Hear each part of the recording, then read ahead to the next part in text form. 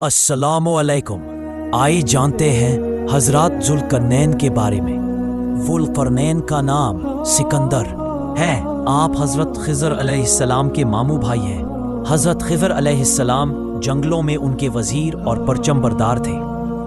वो हजरत साम बिन नूह अलैहिस्सलाम की औलाद में से हैं और एक बूढ़ी औरत के इकलौते बेटे हैं। आपने सच्चे हजरत इब्राहीम खलीलुल्लाह अलैहिस्सलाम के हाथ पर इस्लाम कबूल किया और एक मुद्दत तक उनकी सोहबत में रहे, और हज़रत इब्राहीम खलीलुल्लाह अलैहिस्सलाम ने उन्हें कुछ वसीयतें भी दी। सही कौल ये है कि वो नबी नहीं बल्कि काबिल फ़रोख्त बंदा है जिसे विलायत के शरफ से नवाजा जाता है। उन्हें जुल्करनैन क्यों कहा गया?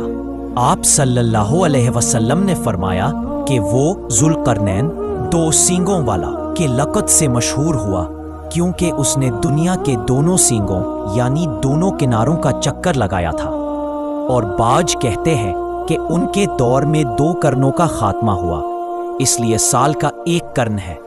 और बाज कहते हैं कि उनके पास 2 गेसें थी, इसलिए उन्हें जुल्कर्न कहते हैं। और एक रवायत ये भी है कि उसके ताज पर 2 सींग थे। और बाज को इस बात पर फख्र है कि खुद उसके सर के दोनों तरफ एक बिल्ज था जो सींग जैसा लगता था।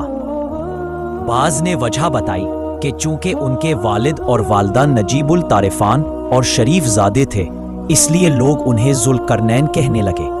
वल्लाहु आलम। अल्लाह ताला ने उनको तमाम रोए ज़मीन की बादशाही अता फरमाई थी।